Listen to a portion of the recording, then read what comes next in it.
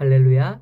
9월 4일 목요일 매일 성경 묵상입니다. 오늘 말씀은 데살로니가전서 4장 1절에서 12절의 말씀입니다.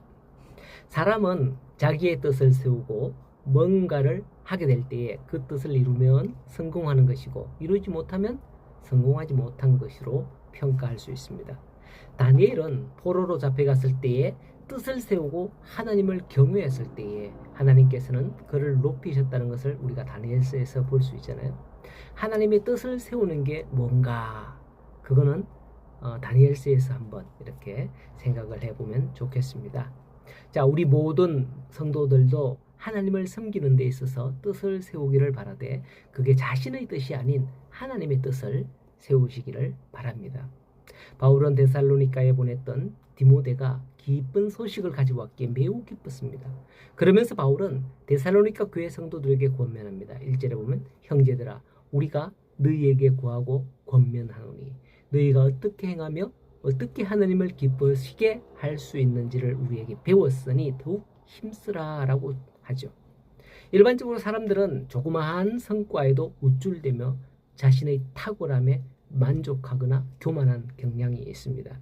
그리하여서 이 정도만 됐다, 이 정도면 충분해 하면서 더 이상 시도나 노력을 하지 않으려는 그런 경향도 있습니다. 내가 이만하면 됐지 뭘 더 하라고 이렇게 하는 니들 그런 말들 들어봤을 거예요. 또 예를 들자면 어떤 시합을 앞둔 운동선수가 얼마 동안의 고된 전지훈련을 마친 뒤에 이 정도만 됐어 하고서 이제 집에 가서 쉬고 이제 시합에만 나가면 되겠다 이렇게 한다면 어떻게 될까요? 그 결과는 보지 않아도 뻔한 거 아니겠습니까? 그 시합을 하기 전까지 끝까지 훈련을 해야 되는 거예요. 오늘날 우리 성도들의 신앙생활도 마찬가지입니다. 자기의 삶에 만족하고 자족하면서 신앙생활을 게을리하면 얼마 되지 않아서 그의 신앙은 내리막길로 치닫게 되는 겁니다. 성도는 부단히 신앙적인 노력을 기울여야 되는 거예요. 때문에 바울은 신앙을 경주하는 것으로 비유했던 것이고요. 또 예수 그리스도의 군사로 비유하기도 했습니다. 그리스도의 장성한 분량에 충만한 데까지 이르도록 자라라 라고 했고요. 결승점까지 표대를 향하여 달려가야 한다 라고 바울은 말씀을 했습니다. 이렇게 달려가는 저와 여러분들의 신앙생활 끝까지 인내하며 나아가는 신앙생활이 되기를 소원합니다. 자, 우리가 달려야 할 그 표대 바로 하나님의 뜻입니다. 3절에 보면 하나님의 뜻을 말씀하고 있죠. 하나님의 뜻은 이것이니 너희의 거룩함이라 라고 합니다. 여기서 거룩이란 하나의 과정을 나타내는 그런 의도로 말하는 겁니다.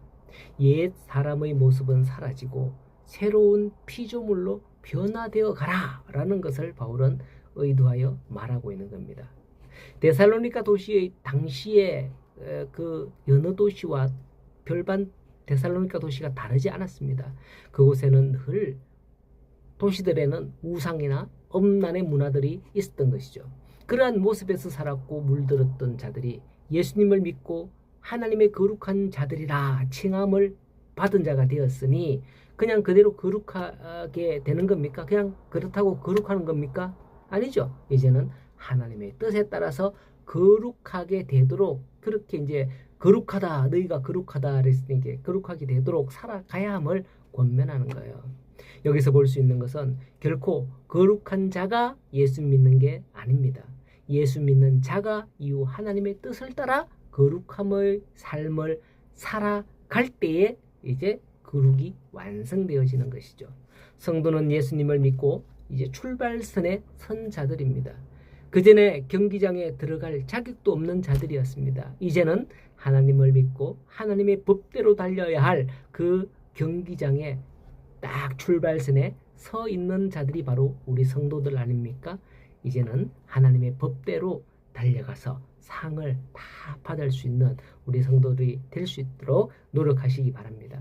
어떻게 거룩하게 살아야 하는가? 그 내용은 3절에서 8절의 내용에 쭉 설명이 되어 있습니다. 그것을 성경을 읽고 참고하시기를 바랍니다. 자, 그리고 예수 믿는 성도들에게 필요한 3대 덕목을 이야기를 하는데 그 중에 하나가 바로 사랑이죠. 3대 덕목.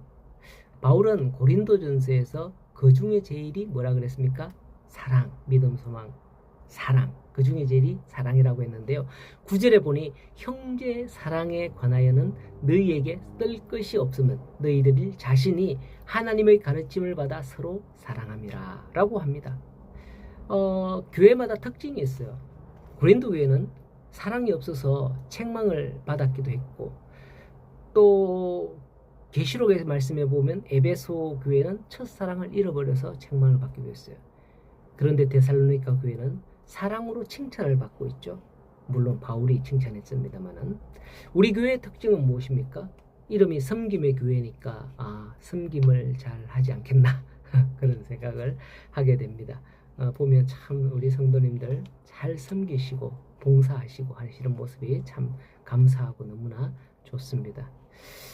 성도 여러분, 오늘날 우리가 신앙생활하면서 가장 놓치기 쉬운 게 있다면 바로 하나님의 뜻입니다.